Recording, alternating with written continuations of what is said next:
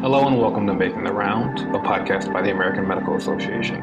Today's episode is part of our Health IT series from the AMA Medical Students Section, Committee on Health, Information, and Technology. My name is Kristofer Jackson. I'm a medical student at the University of Toledo College of Medicine, and I'll be your host for today.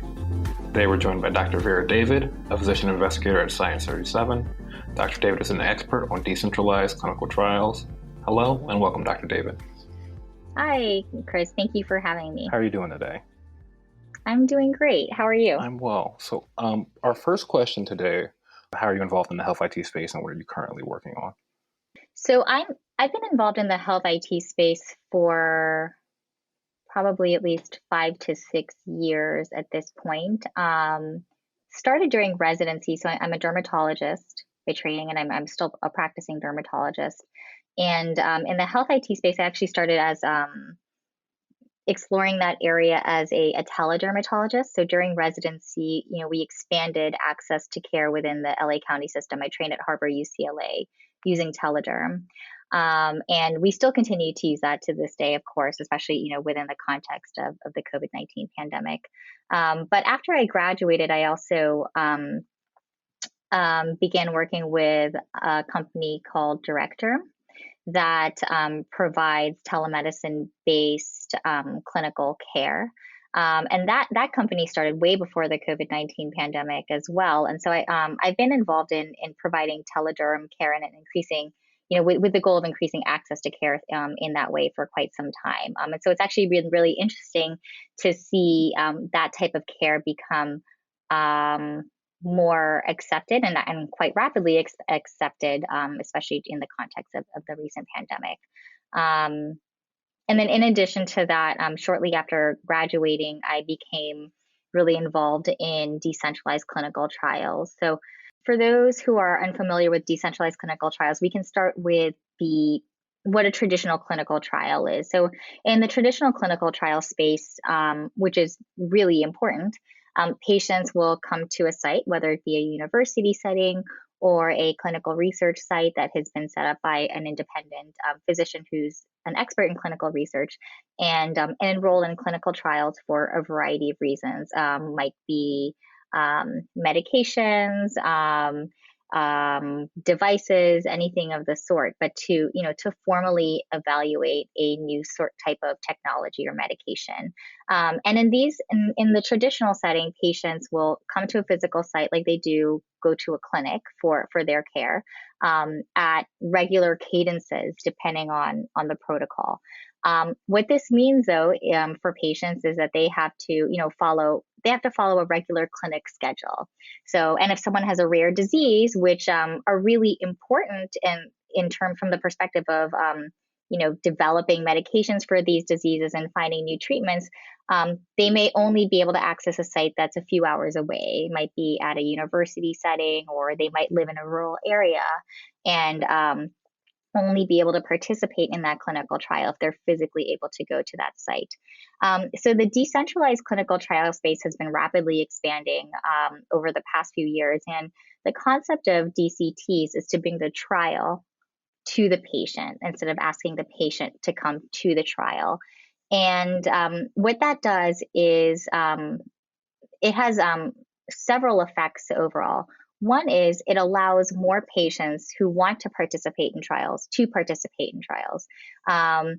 Companies in the DCT space work really hard to schedule visits around the schedule of that patient. So if a patient works a 9-to-5 job, they're a teacher, they're a parent, then our home nurses, the home nurses will come to the patient's home. Maybe the physician investigators will interact with the patients through telemedicine. But basically, you work around the schedule of the patient.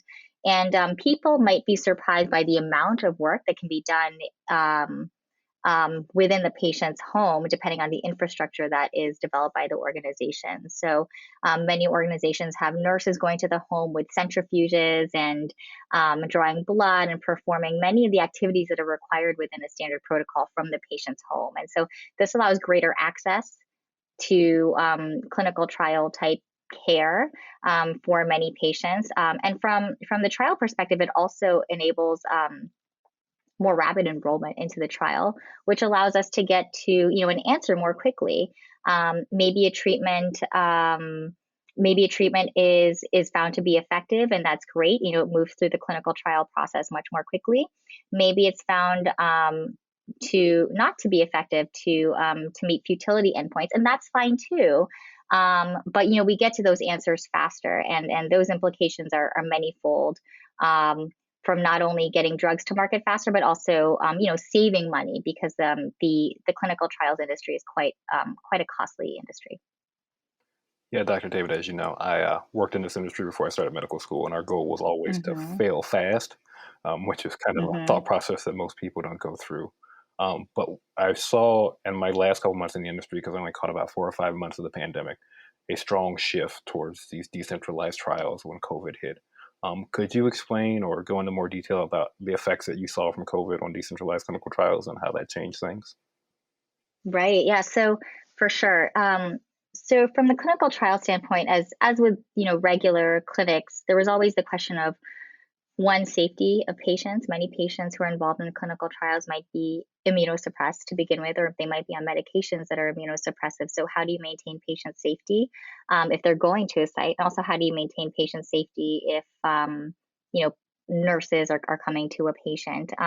And so there, at the beginning of the pandemic, there was a lot of concern over basically enrollment of clinical trials, and how the pandemic would affect enrollment. And it essentially resulted in a really big interest, kind of a push forward in the decentralized clinical trial space, because as you can imagine, with the tried and true, it's hard to stray away from what is tried and true to what is new and innovative, even if there are a lot of benefits. But the COVID-19 pandemic really turned everything on its head and kind of forced organizations to think out of the box, because no one really knew how long this was going to last and what the long-term impacts were. And so if you really wanted to continue to succeed, the organizations that were interested in, I guess, yeah, for the organizations that were really worried and interested in learning about new ways that they could continue to succeed if the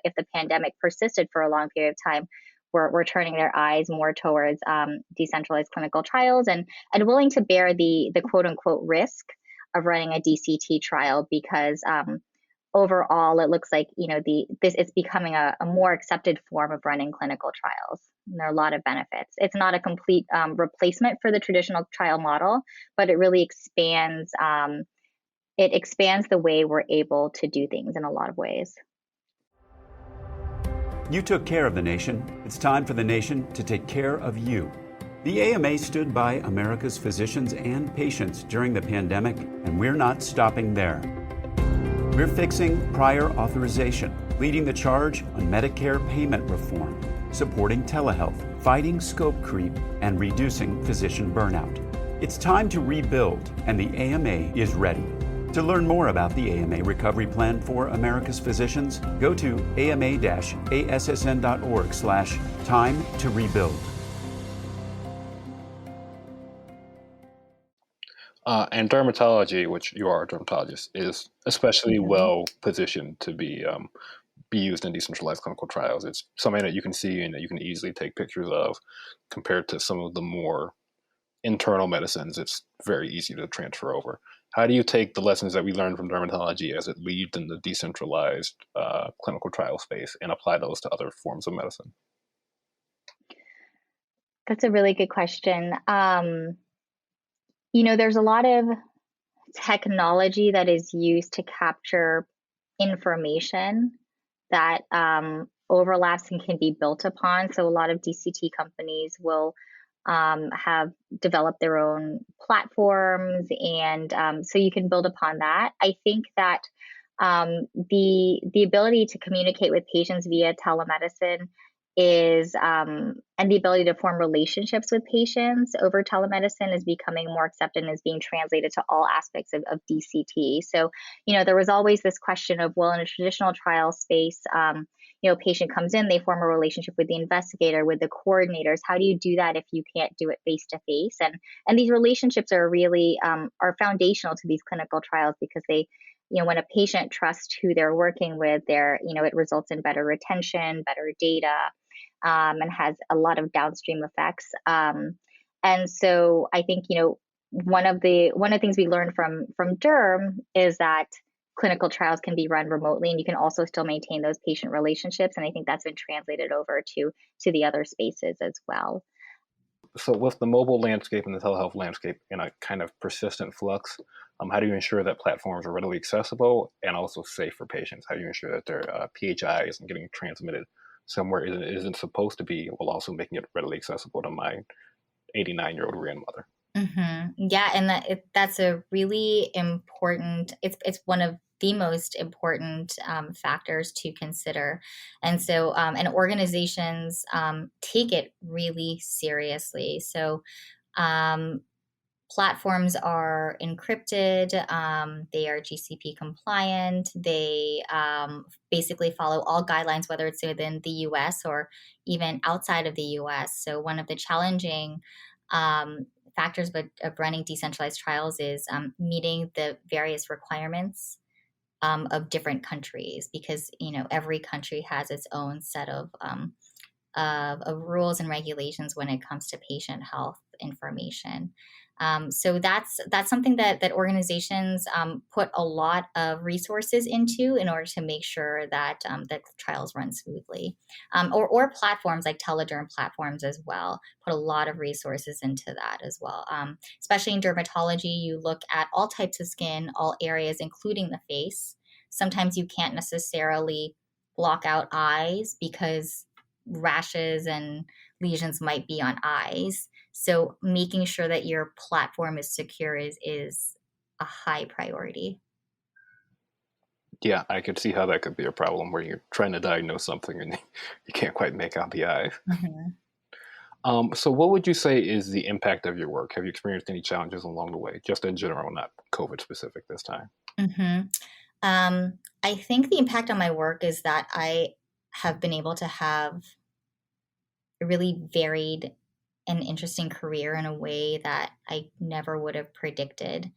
And it's really allowed me to stretch and work muscles that I didn't know existed.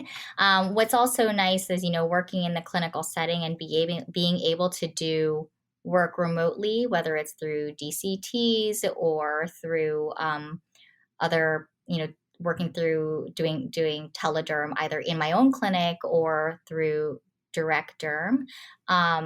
It just allows me to work with other organizations without having to physically be in a certain space and block out time. So, some people like multitasking, some people are better at monotasking. I think I kind of go back and forth, but it really has allowed for a lot of flexibility in my own career and career path that I don't think I would have had if physical location was being in a place physically at any point in time was a requirement.